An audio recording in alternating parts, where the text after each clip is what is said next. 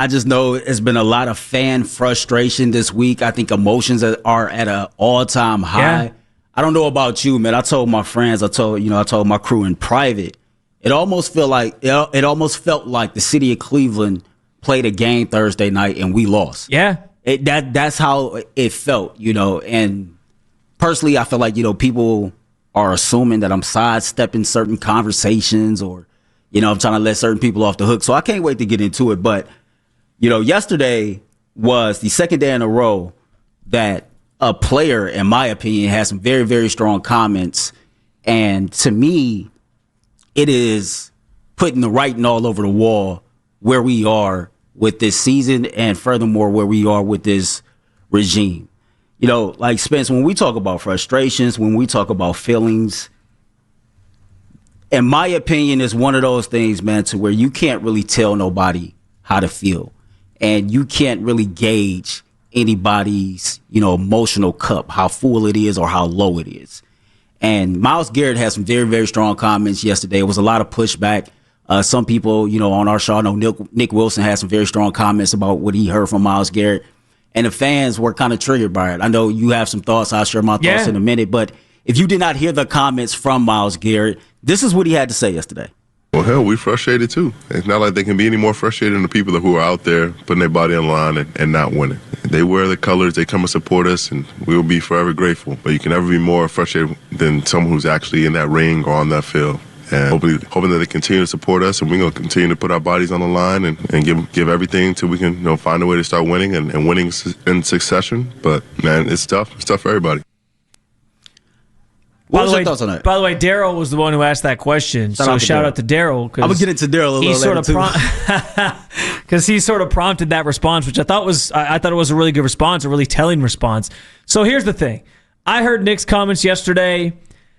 I've seen other people on social media, replying to Myles and talking about how since he's gotten here, he's just become more and more of like a spoiled. I've heard like spoiled brat, spoiled like celebrity, whatever.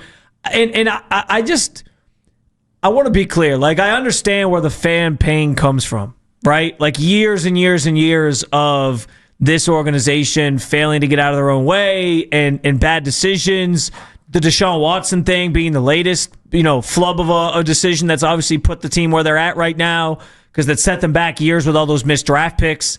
Since they came back in '99, just all the everything that's led them to this point. I understand why fans are frustrated. I understand that fans feel that and wear that, and they have years and years and years of that pain to sort of circle back to and say, here's why I feel this way. But I also think like Myles brings up a pretty poignant point, right? Like, I understand fans feeling it, but fans also like, yeah, you can love Browns football, but guess what? Like, you show up to work on Monday, your job is like an outlet. That's a place for you to like get away. Like, you have things outside of your life that aren't. This is their jobs, right? Like, Myles shows up every day as one of the best players in this league, and he does put his body. And I understand, like, the people had the comments of like, who is he to say this? He could have left. He could have really forced the issue. He signed in the dotted line, so you reap what you sow. You deserve this because you signed on. You decided to be here. You took the money. That's fine. And if you don't have sympathy for Myles, that's one thing. But I understand where Myles is coming from, where he's like, I got to show up every day and try to play my hardest just to lose and not be able to even score. What, the offense is averaging 13.6 points per game right now, worse than football. Like, I can understand that. When you're living that, when you're in that, if you have something going on at your work that you're bringing home with you every day and you're feeling every day, it's just like bearing down on you. Like, we all have bad days at work. We all have things that happen at work. Pressures of like, is my job safe? Is, especially in the media business, like you and I, like, things are changing so drastically all the time. Like, you never know. Like, there's not a lot of job security in certain situations anymore. Like, those things wear on you. And so he has to wear that every day. It's his livelihood. He shows up to work. He goes home. He has to live with the fact that his team can't win and that he's going out there working as hard as he can every day, and it's not really giving you anything. It's not producing on the field. So I can understand where he's coming from with that. That doesn't, and I don't think he tried to lessen the fan experience. I think he gave the fans validation in, hey, you guys show up and support us. We're forever grateful for that. And as frustrated as you are, we feel frustrated because we got to live this every day. So I actually appreciated those comments from Myles. Here's what I'll say before I know you have a lot to say on this too. For an organization that we don't get a lot of emotion out of, and that's one of the biggest knocks on Stefanski at times from the fans, is that you don't see Kevin get emotional. He prides himself on not getting emotional. And I understand why. I get that. He tries to stay even keel.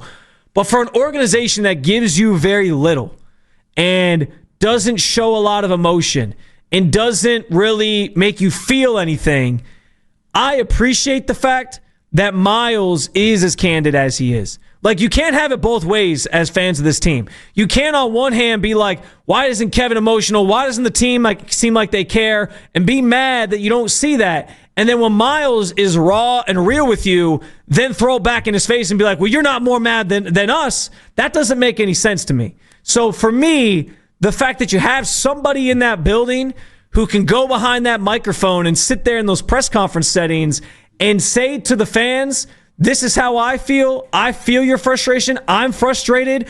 I'm mad, and speak to the locker room like he did on Sunday after the loss to Pittsburgh. I think that's a breath of fresh air. All right. I feel different. Before I give my comments, I want to make sure I heard Myles Garrett clearly on everything he said. Michael, can I hear that again, please?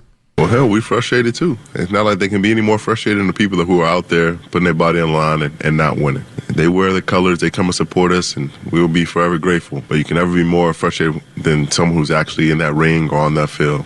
And hoping that they continue to support us, and we're going to continue to put our bodies on the line and give everything until we can find a way to start winning and winning in succession. But, man, it's tough. It's tough for everybody. All right, I disagree with Myles. And respectfully, I love you, but I disagree with you. You said you understand where the fans' pain come from. I disagree with that because I don't even fully understand where the fans' pain come from. And I'm older than you, and I'm from this city. Yeah. So if I don't fully understand it, I don't think that you fully understand it. And I don't think Myles Garrett fully understands it. Myles Garrett is 29 years old.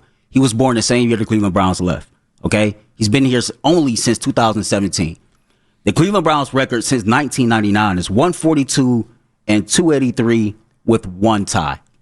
There are people in this city, it's funny because I kind of got into it online with somebody the other day, that are old enough to be my father, that were at the games where the drive occurred or where the fumble occurred or where Red Right 88 occurred, okay?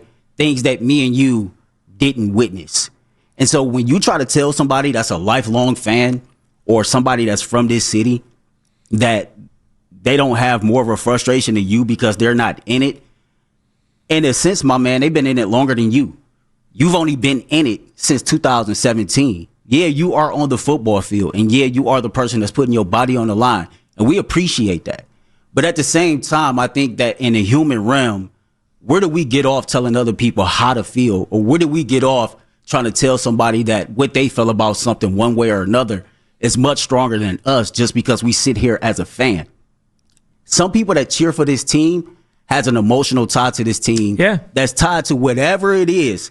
It might be a loved one that introduced you to this team, and they passed on without being able to witness an AFC championship or a Super Bowl, right? It might be a business tie. It might be something, whatever it is that ties you to this team, that when you see this team constantly lose, it triggers your frustration because you know how long you've been in it.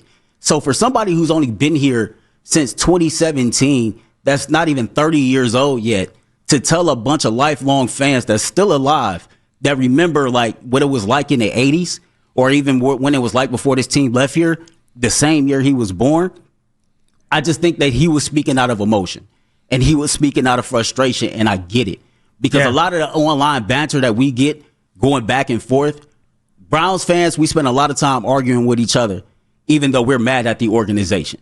And so I get it. The frustrations is high across the board, but I just think that's a grave error trying to tell this fan base that just because you're the one on the field, that they can't be more frustrated than you.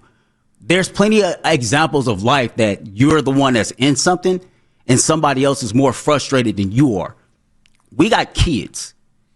I'm pretty sure when our kids do something that's off the wall or off the chain, they're not as frustrated as we are, and they're the ones that's in it.